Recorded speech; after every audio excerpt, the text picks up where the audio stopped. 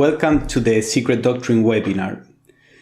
Today we are going to see the central shloka about how humanity developed or awakened the mind. And this involved the collaboration of certain celestial beings. Some of them are or belong to what we call our own order of celestial beings. Those are what we call in theosophy our higher ego, which is actually what we really are. We are, as we said, this order of celestial beings. And then some others are from the fifth order, which came to help in the process. So let us proceed with the second volume. First, we will explore briefly the second root race. In our last class, we saw the development of the first one, and then we will go on to the third root race, that is when the incarnation of these angels happen. So the shloka says the breath, and Blavatsky adds the human monad, needed a form. The fathers gave it. The breath needed a gross body. The earth molded it. The breath needed the spirit of life. The solar laws, or spirits, breathed it into its form. The breath needed a mirror of its body, and Blavatsky adds the astral shadow. We gave it our own, said the Dhyanis. The breath needed a vehicle of desires, Kamarupa. It has it, said the drainer of the waters. And Blavatsky adds Suchi, the fire of passion and animal instinct. So you see here there is a listing of some of the elements that the monad needs in order to express itself in a personal way on the lower planes, and how there are different forces and celestial beings, entities that participate in preparing this vessel for the monad. Now the shloka continues, the breath needs a mind to embrace the universe. We cannot give that, said the fathers, the Pitris. I never had it, said the spirit of the earth. The form would be consumed were I to give it mine, said the great solar fire. Nascent men remained an empty, senseless Bhuta. Thus have the boneless given life to those who became later men with bones in the third race. So here, this is like a recap of the situation of humanity at this point, in which there was the monad, there was a vessel for the monad, the body and the double of the body, and the passions, the emotional principle, let's say. But the human being was incomplete because it didn't have a mind. And we will see how that happened. So the second race, which is still mindless, the shloka says, was the product by budding and expansion, the asexual form from the sexless shadow. Thus was all anew the second race produced. So the shlokas go now a little into how these races of human beings, and when we say human beings, remember this is just an embryonic form of a human being.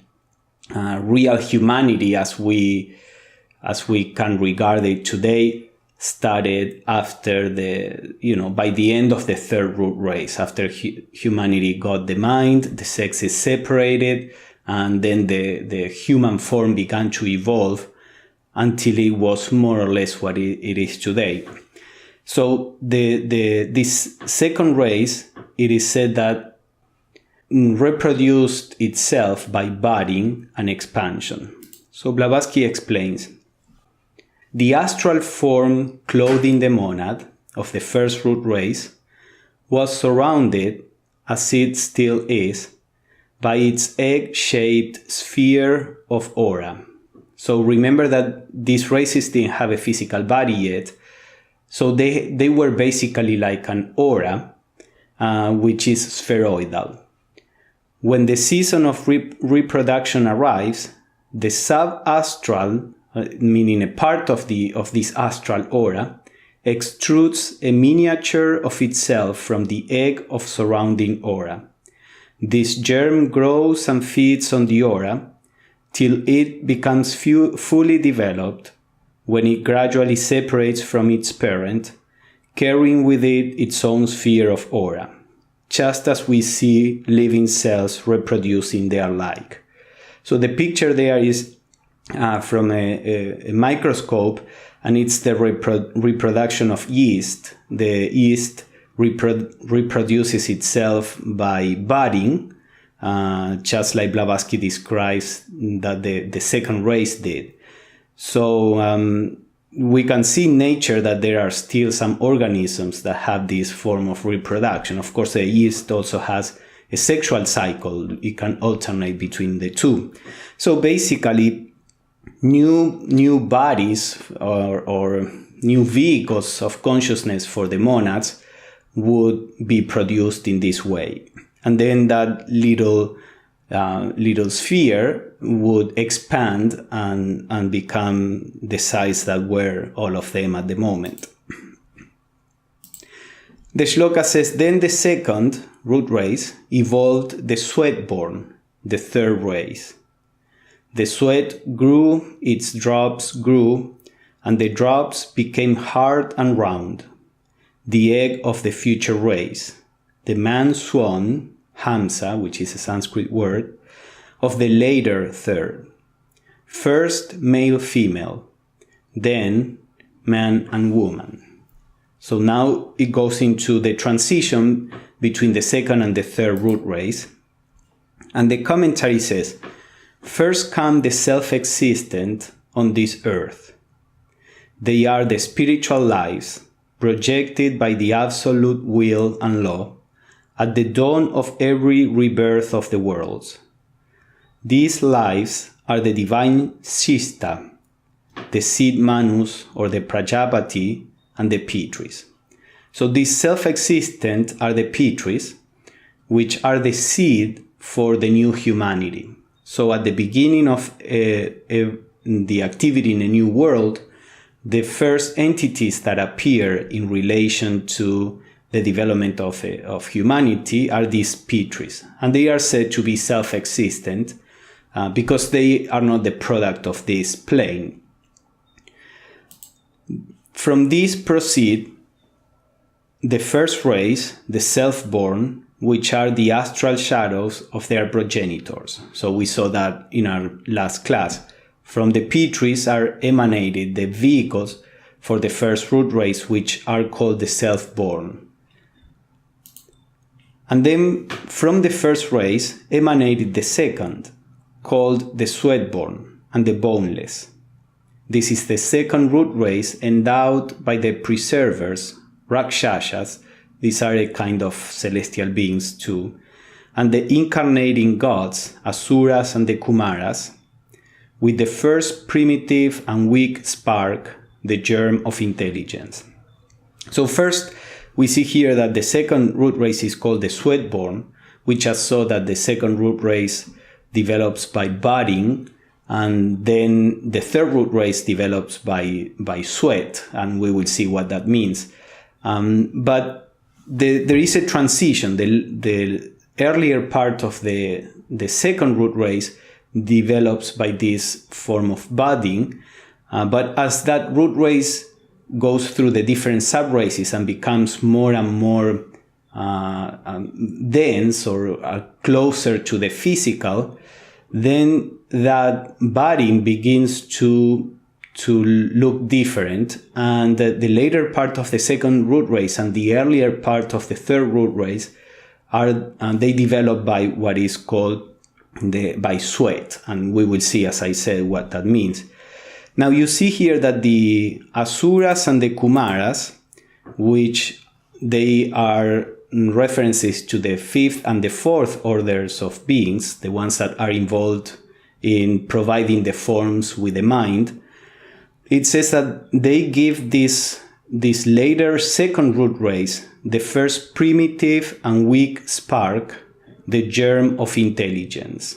So you can see here that already in the second root race, we have the beginning of the awakening of the mind. But this is not enough to make the forms intelligent beings. We are still, as I said, at the level of the embryonic stages. And from this, in turn, proceeds the third root race, the twofold, the androgynes or hermaphrodites, and the bisexual race. The first races hereof are shells, till the last is inhabited, that is informed, by the Dhyanis, or the celestial beings, by the souls. So let's see a little of this. Blavatsky explains the third race is separated into three distinct divisions, consisting of men differently procreated. The early sub-races of the third humanity procreated their species by a kind of exudation of moisture or vital fluid, the drops of which coalescing formed an oviform ball, or shall we say egg, but the mode of procreation by later races changed. So there was a kind of exudation, as Blavatsky says, of drops of vitality, which separating themselves from the aura of the third root race, became more or less solid, like an egg, and then that began to develop into that early human being. So these are the races that are called sweat-born.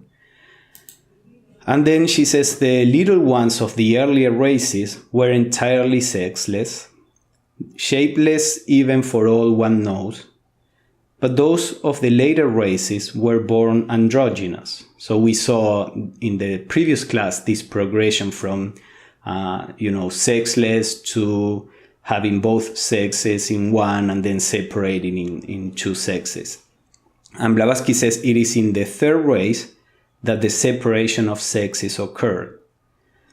From being previously asexual, humanity became distinctly hermaphrodite or bisexual, and finally the man-bearing eggs began to give birth gradually and almost imperceptibly in their evolutionary development, first to beings in which one sex predominated over the other, and finally to distinct men and women.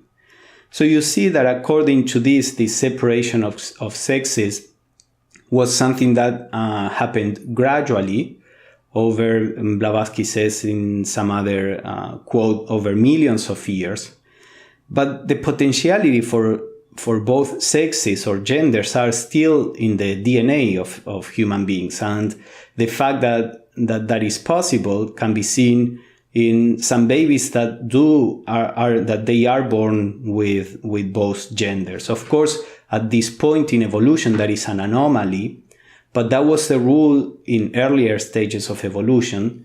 And according to Blavatsky, that will become again the rule in later stages of evolutions. Several millions of years from now, when the physical shape of human beings will have changed quite a bit from what we are right now. These are different cycles of evolution. So here is a summary of the modes of reproduction. The Barhishat Pitris are the self-existent that the commentary mentioned.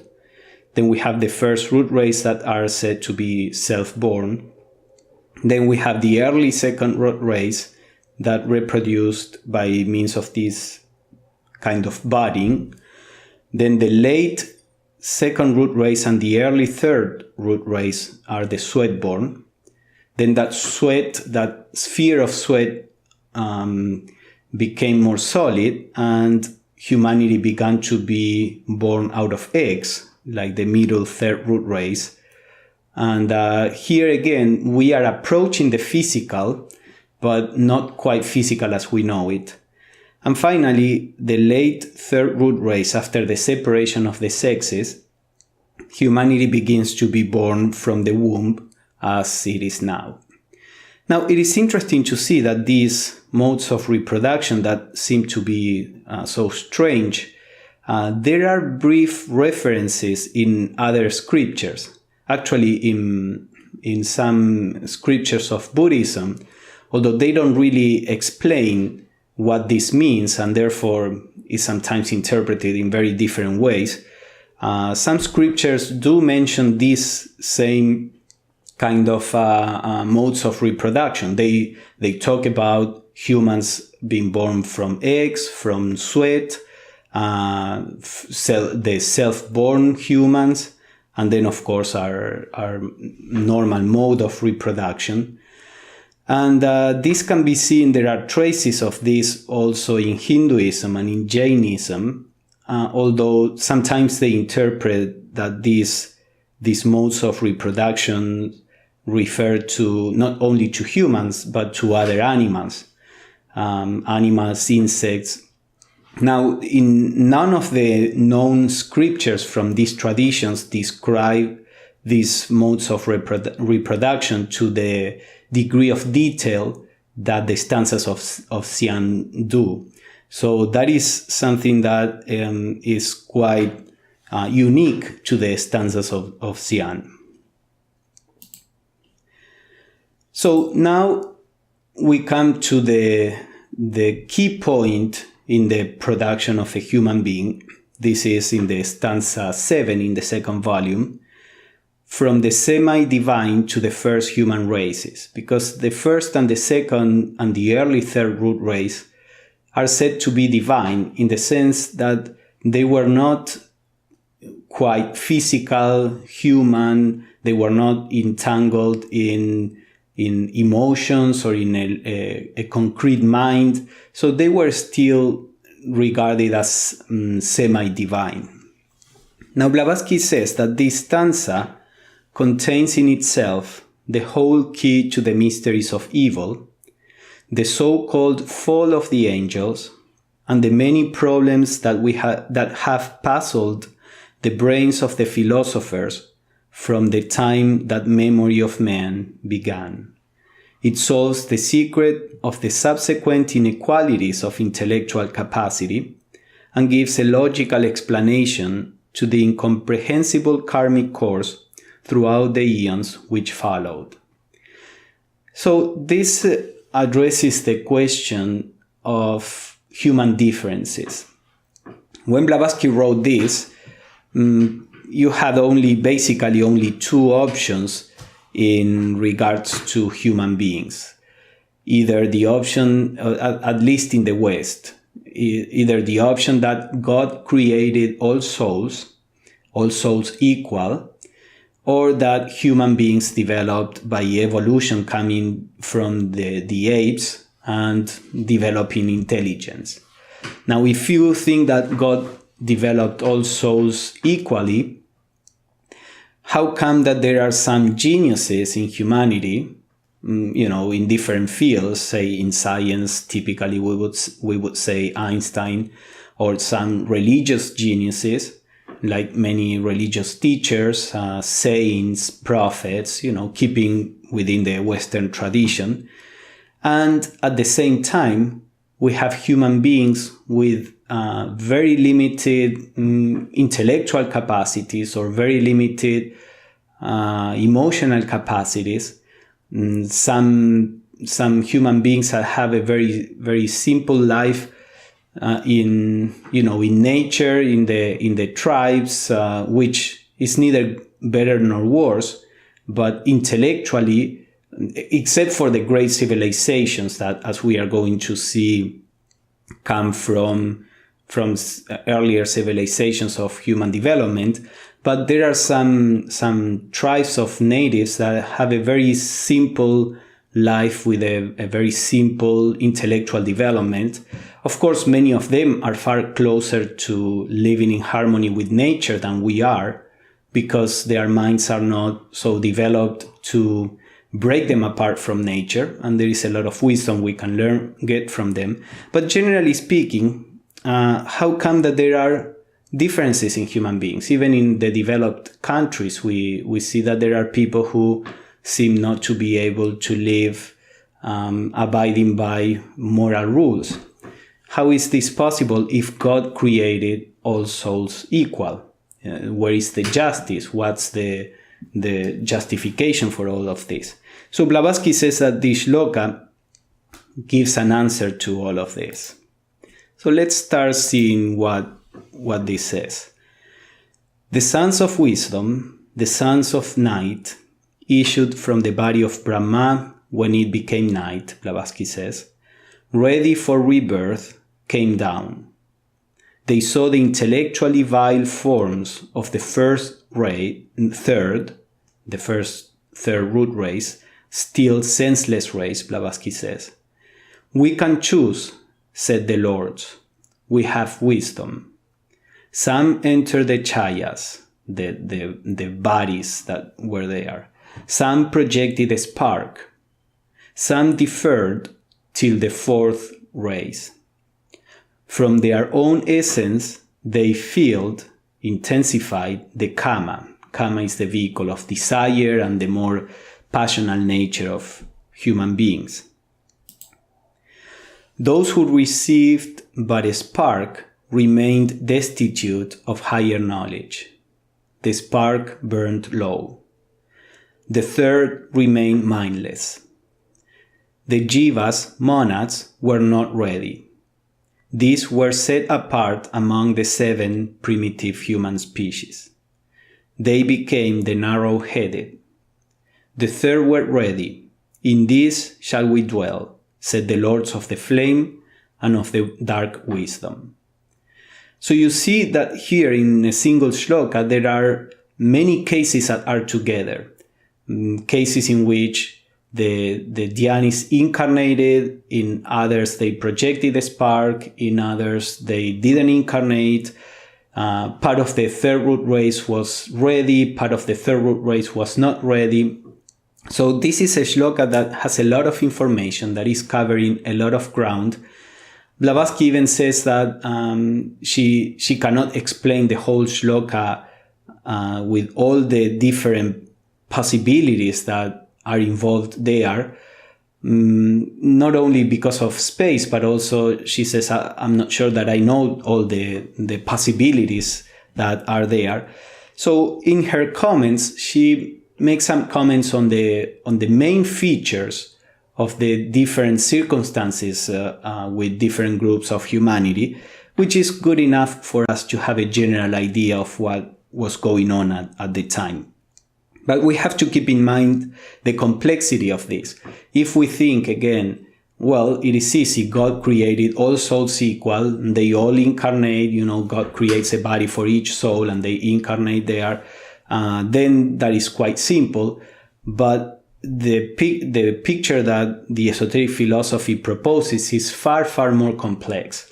And as we normally see, even in biology, evolution is very complex. So it's not surprising that the evolution on the spiritual planes also would be as complex as that or even more. So let's go case by case as far as we can. First, the sons of wisdom, the sons of night, ready for rebirth, came down. And Blavatsky says they are egos. Remember I explained the word ego in Greek means I-ness.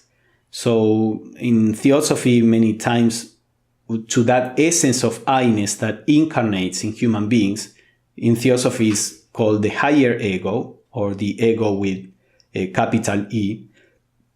That essence of I-ness comes from what we can call the soul. So these egos are the souls of humanity, which, as we said, are celestial entities. So they are egos or manas, since they are called Manasaputra. Manasaputra, all the celestial beings that are involved with the evolution of the mind or the production of a mind into the forms, are called Manasaputra. Putra means child, and Manasa comes from Manas, mind. So she says they are called Manasaputra, born of Mahat or Brahma. Mahat also Mahat is the universal mind. So all these celestial beings are sons of the universal mind. So these egos had to pass through earthly human experiences to become all-wise and be able to start on the returning ascending cycle. So they are already celestial beings, but as we explained in our last class, to become all-wise, to become able to retain an awareness of their true nature on all planes of the universe, they need to incarnate. They need to have the experience of being surrounded by physical matter, that is by lower mental, by astral, and by physical matter, and retain their wisdom even in those conditions. So that is part of what Blavatsky says means by becoming all-wise. So these celestial beings were called to incarnate in forms. Now Blavatsky says it is only in the actual midway round, this is in the fourth round, the fourth evolutionary round out of 7, which is the round in which we are right now. So it is only in the actual midway round that man develops in himself entirely the fourth principle as a fifth vehicle for the fifth. So the fourth principle is this passional nature, kama, and kama needs to be in a certain degree of maturity to be the vehicle of what in theosophy we call the lower mind. If this fourth principle is not mature to serve as a link between mind and body, then human beings would not be able to be self-aware. So the question is, why now? Why is it that in the fourth round, in the middle point of the fourth round, the celestial beings begin to incarnate, and not before or not after the fourth round?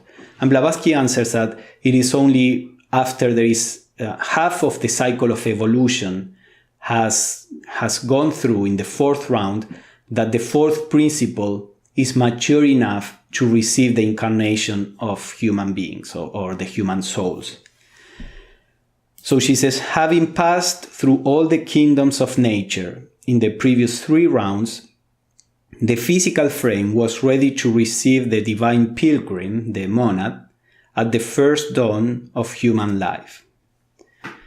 And this happens at the midpoint of the third root race, that is, 18 million years ago, man was endowed with manas.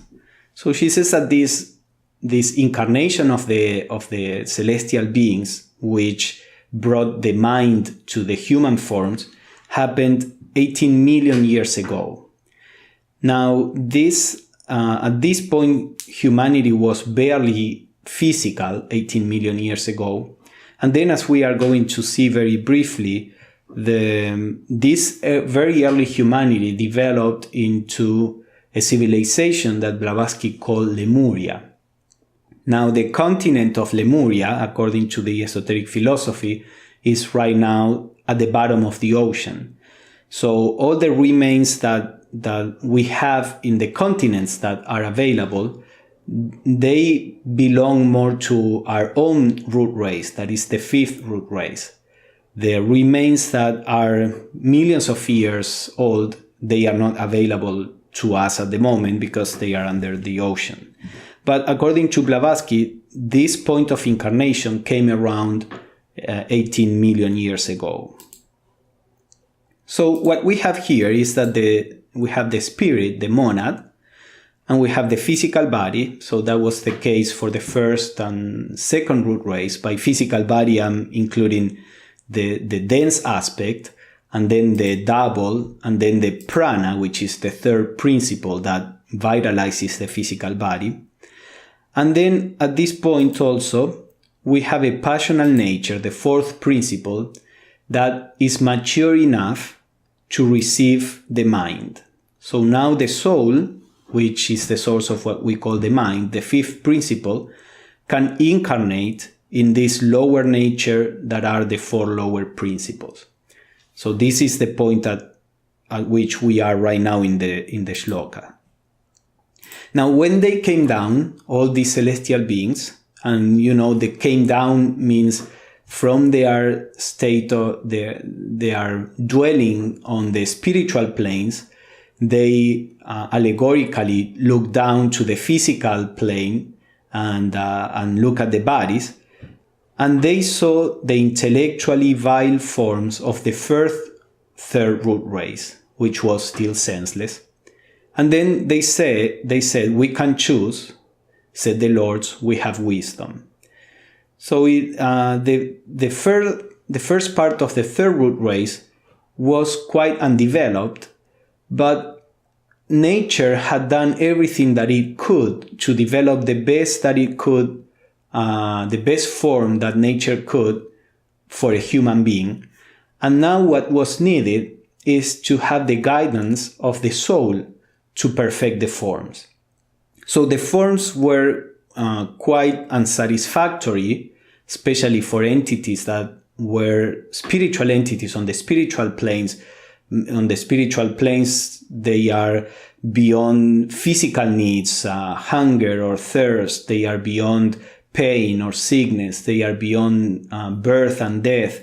So these celestial beings now had to come and incarnate and submit themselves to all these limitations in bodies that were still quite primitive and that could very poorly respond to their commands.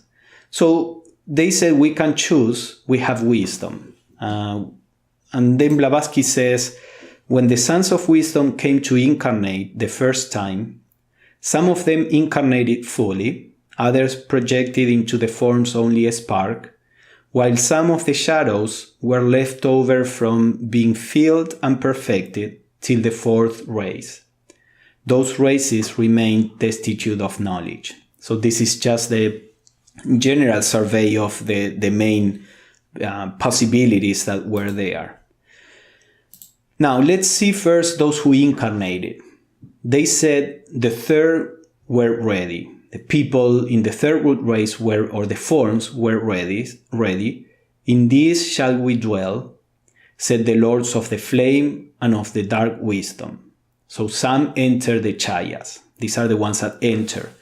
And Blavatsky explains, a portion of the mankind of the third race, all those monads of men who had reached the highest point of merit and karma in the preceding Manvantara, owed their psychic and rational natures to divine beings hypostasizing into their fifth principles. This is from hypostasis, is the incarnation of a divine principle, let's say. So there is a group of monads that were already quite evolved. She says those who had reached the highest point of merit in a previous evolution. So they were quite evolved, but they still needed to finish the human experience. They had not been able to finish the human experience in a previous evolutionary cycle. So in this evolutionary cycle, they are almost done with this, and they incarnated into forms, and they incarnated into the best forms that had been produced. Because remember that there are 7 classes of human beings that were produced by these 7 classes of Petris. Now, each one of these classes of Petris, they themselves have different degrees of evolution. Those Petris that were more evolved, they were able to generate better forms than the Petris that were less evolved. So in humanity, there were different forms available, even in the third root race. Some of them were more suitable for the expression of the spiritual, and some of them were less. Naturally, the monads that were more suitable, or the monads that were more evolved, incarnated in the bodies that were more suitable. So each monad, each group of monad incarnated in bodies that were more or less in tune with their evolution. Now she says that these sons of wisdom, she explains a little what I just said, or the spiritual dhyanis, had become intellectual, had acquired already or awakened the mind through their contact with matter, because they had already reached, during previous cycles of incarnation, that degree of intellect which enabled them to become independent and self-conscious entities on this plane of matter. So these celestial beings had already acquired, as I said, the ability to be self-conscious entities on the physical plane. Many of the monads that are going to incarnate at this point in the third root race, they had not acquired that. The first races of humanity were hardly self-conscious. But now we are all self-conscious after having gone through 2.5 more cycles of evolution. So these Dhyanis that incarnated completely or entered the bodies, they had already in previous cycles of evolution attained the ability to retain self-consciousness even on the physical plane. And Blavatsky says they were reborn in this particular cycle only by reason of karmic effects. They entered those who were ready, the best part of the third root race, and eventually became the arhats or sages alluded to above. So this portion of the third root race that was ready to receive the full incarnation of a celestial being, of the soul, let's say, after a few incarnations, they became masters of wisdom. They became arhats, as the stanza says there. And they became the sages, part of the sages that guided the other monads who were experiencing humanity for the first time.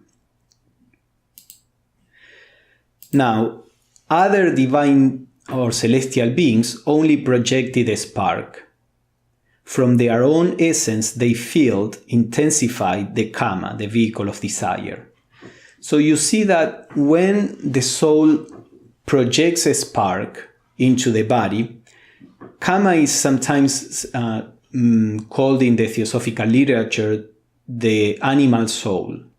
Animal soul because this fourth principle, kama, develops during the fourth kingdom of nature, which is the animal kingdom, if we count from the elementals as a kingdom. So during the animal evolution, the fourth principle is developed. That's why this is the animal soul or the principle that we inherit from the animals. Now, in animals, things like aggression or sexual desire or the search for pleasure and the running away from pain, all these things manifest in a perfect way, in a balanced way, respecting the appropriate seasons, only when there is the need at the moment for aggression or for running away from the aggression. So in animals, the animal soul is still in harmony with nature. Now, when a human soul incarnates in these forms, which they had the fourth principle, this animal soul, they are waiting for the soul, that intensifies the passional nature. So now in human beings, that which was perfectly fine in animals, like this tendency to be aggressive when there is the need for that, now in human beings, because we have a mind and memory and we can plan, aggression stops being the natural response to a situation, but now it becomes something like the desire for domination and the thirst for revenge. And you see the intellectual elements at the beginning of evolution amplify or intensify the kamic nature. So now in humanity, the animal nature is overexpressed, expressed in ways that is not healthy, and that is a problem with our current humanity. Now Blavatsky says those who received but a spark remain destitute of higher knowledge. The spark burned low. And she says those who were half ready, those who were ready the divine or celestial beings incarnated fully in them, and then they became, in a few generations, the arhats. But those forms that were of less quality, that were half ready, but were appropriate for the degree of evolution of these kind of monads.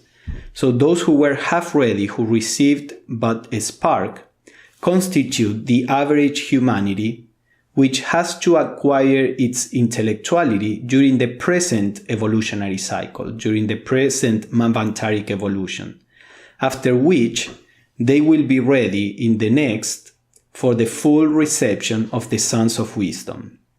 So in the average humanity, the soul cannot fully express through the form.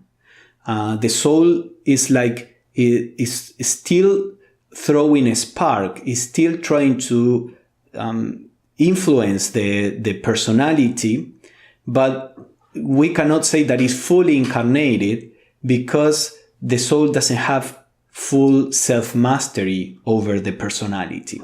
So the monads of the average humanity are learning to do that right now. And once they learn to do this, and once the personal nature is purified and transcended, then the soul is said to be able to incarnate fully, and then that person becomes a sage or an arhat. So that is the idea here. Now the other situation, the third remained mindless. A third group within the third root race remained mindless. The Arjivas, or monads, were not ready. These were set apart among the 7 primitive human species. They became the narrow-headed. And Blavatsky explains they were not ready signifies that the karmic development of these monads had not yet fitted them to occupy the forms of men destined for incarnation in higher intellectual races. Those which were not ready at all, the latest monads, which had hardly evolved from their last transitional and lower animal forms at the close of the third round, remained the narrow-brained of the stanza. So you see there are some monads that had hardly finished their experience in the animal kingdom. So when the time to incarnate as humans came, we have a group of monads that come from previous evolutions, that they were almost finished with the human experience. Then we have a group of monads that had been human monads since the beginning of this planetary chain, or since the early stages of this planetary chain, like in the first round, the second, the third, and now we are in the fourth round. So these monads are the average humanity. And then there was a group of monads that during the first, second, and third rounds, they were still animating animals, and they had just made it to evolve so that they can now experience the human kingdom. But they are very close still to the animal kingdom of evolution. So these monads that were not quite ready to incarnate and provide the forms with a fully awakened mind, just because they were not still grown enough. When we talk about evolution, we are just talking about growth through time. It's like a child cannot drive a car just because it still has to develop certain skills. A teenager can drive a car and it will drive it less efficiently than a fully developed adult that already learned how to drive a car. So you probably won't give a teenager a car that it could be too dangerous for him to drive. But it would be safe to give a better car to an adult, for example. So this allegory may help us understand that this choosing of different bodies according to the evolution of the monads is just a natural result of the development of skill. It has nothing to do with any kind of discrimination. It's just natural. So these monads were not even able to project a spark, and those bodies remained destitute of knowledge. They remained quite close to the animal kingdom. They were similar to the idea that we have today of some cavemen, which we say were not quite Homo sapiens, but they were close enough to be Homo sapiens. Now, at this point, we are even before this. We will explore later what these homids, where they come from. But the idea is that these monads incarnated in forms that were still too close to animals, and they remain destitute of knowledge. Blavatsky says they are simply the latest arrivals among the human monads, which were not ready, which have to evolve during the present round, during the fourth round, as on the three remaining globes. Remember the planetary chain, there are 7 globes. We are on the 4th globe, there are 3 more globes. And when evolution goes through those 3 globes, the 4th round of evolution will be finished. So Blavatsky says they have to evolve during the 3 remaining globes, hence on 4 different planes of being. Remember that these globes are not on the physical plane. So as to arrive at the level of the average class when they reach the 5th round. So they will arrive at the level of the average humanity in the next round.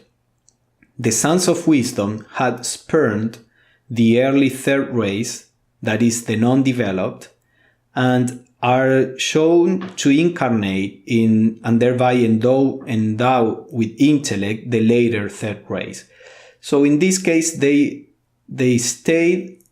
waited until the bodies developed a little more and the monads themselves developed a little more and incarnated later in the last part of the 3rd root race. All these monads were not ready at the moment. And then the last situation, some celestial beings deferred the incarnation till the 4th root race. Now, in this case, these celestial beings that deferred to incarnate until the 4th root race was not because they were not developed enough, the monads there were not developed enough. These were celestial beings that had acquired in a previous evolution a certain degree of intelligence, but not enough to be wise and know that they should incarnate, but they had developed more intelligence than other monads, which really didn't have any choice. So they are like in between. They have enough intelligence to choose, but not enough to choose rightly. And this is, I guess, similar to what would happen to most of humanity at this point in evolution. If the souls were, the souls as they are at this point in evolution, were given the chance to incarnate in very primitive bodies, probably most souls would try to avoid that. So this group of celestial beings said, we will wait until the bodies get more developed. The bodies are not ready, they are ugly, we don't want to leave the spiritual planes yet. Now Blavatsky says, those on the other hand, who jealous of their intellectual freedom on the spiritual plane, unfettered as it then was by the bonds of matter, said, we can choose, we have wisdom, and incarnated far later into the 4th root race. These had their first karmic punishment prepared for them. So we saw this in previous classes, how this was a mistake out of pride, and that produced a negative karmic cause.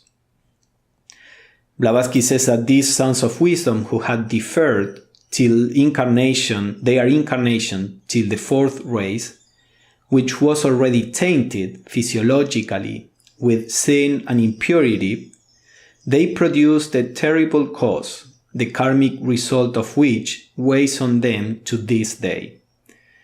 It was produced in themselves, and they became the carriers of that seed of iniquity for eons to come, because the bodies they had to inform had become defiled through their own procrastination. We will see this in the next class, but those bodies who were actually quite ready for them to incarnate, they left the bodies alone without a mind, and those bodies degenerated, so that then when they incarnated later on, the bodies were already defiled. It was far more difficult to influence these bodies, and these bodies became, or these personalities became, quite selfish and rebellious, and they had a difficulty handling these personalities. So that was the result of their procrastination, as Blavatsky says, and we will explore a little what happened with these souls. So as we can see, there are souls with different degrees of evolution, and they incarnated at different times. They incarnated in different bodies that were more or less receptive to the influence of the soul.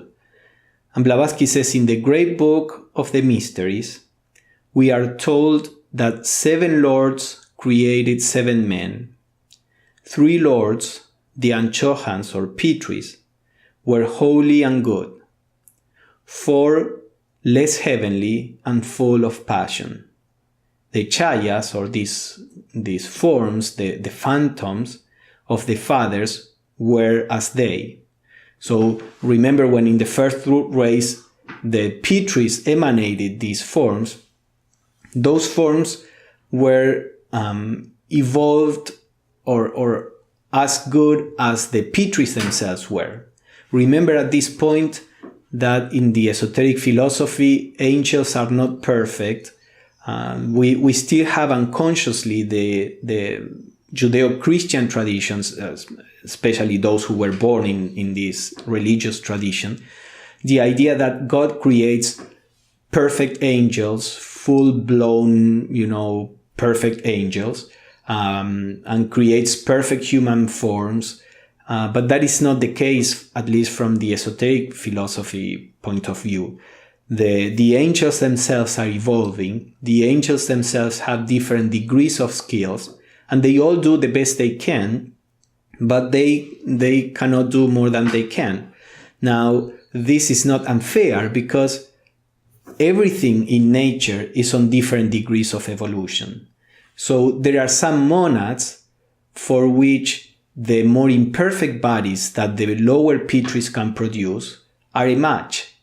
And then those monads that are more evolved, they get a better body that is produced by higher Pitris. So this is what Blavatsky is saying here. And then she says, this accounts for the differences in human nature, which is divided into 7 gradations of good and evil. So from an esoteric point of view, it seems that there are 7 stages in the development of human morality. I suppose from the stage of those human beings that they just kill others, they have no concern for others, they are just very selfish and self-centered, to the degree of those human beings that are close to be enlightened beings, that are full of love or compassion. So within this range, there are, according to Blavatsky, these 7 degrees of humanity. And this is what accounts for the differences. Why is this difference, as we said? It's because the monads that are incarnated have a different evolutionary stage, and also the bodies that were given to the monads originally, and from which in each incarnation the monad continues with that kind of body. The bodies themselves, as I said, were of a better or lower quality. By better or lower quality, I mean they were more receptive or less receptive to the spiritual nature. Now, to understand this, we have to remember that at the level of the soul, the souls are always far more evolved than anything the personality can show. When we see personalities, people, here on the physical plane, doing terrible things, that is never the soul, the one that is doing these terrible things. In the esoteric tradition, there is a duality on the manifested aspect of a human being between the soul and the personality. The soul can affect the personality only to a certain degree, but the personality has its own life, its own consciousness. Of course, ultimately speaking, this consciousness of the personality is derived from the soul. The ray of mind that we call the lower mind is an emanation from the soul. It's that spark that they projected into the human forms. Now, when that spark is weak and the matter in which the spark is trying to work is very strong and has its own tendencies, then the soul can do very little to guide the personality.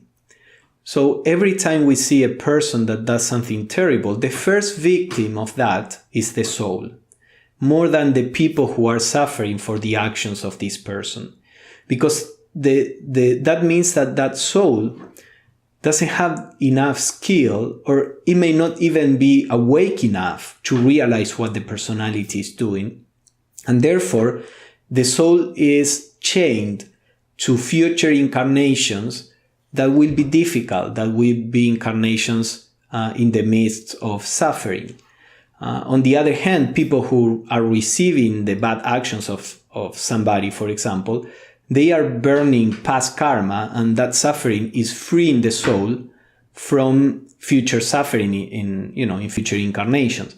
And the idea is that with each new incarnation, as the soul grows and develops ability, the soul can generate better and better personalities that are more and more receptive to the nature of the soul. So this is what Blavatsky explains. There were 7 tabernacles ready to be inhabited by monads under 7 different karmic conditions.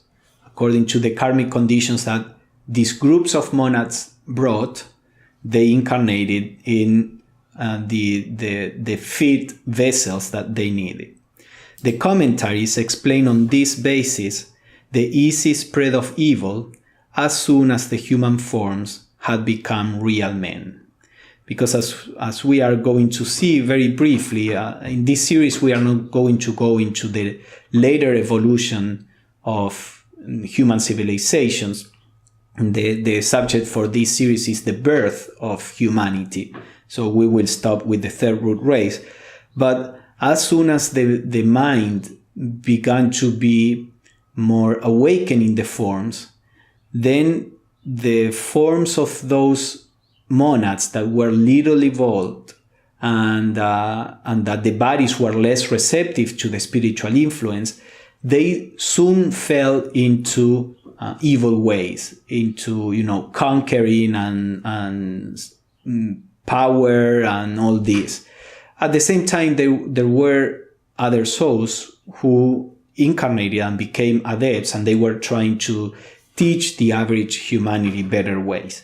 But this is why what we call evil was there present from the very beginning in humanity, not because there was a single action like eating the fruit of the tree of the knowledge of good and evil, not because there was a single action that introduced sin in humanity, but because it is the inescapable consequence of a state in which there is not enough wisdom. And this is unavoidable. Evolution is about gaining more wisdom. So before we gain all the wisdom, we will act foolishly. But by acting foolishly is that we develop more wisdom. By acting foolishly and receiving the consequences of that, we will develop more wisdom. So from the esoteric point of view, evil is part of evolution. It's not something we want to promote, but we always want to promote good, but we go into good through the experience of mistaken actions that we call evil.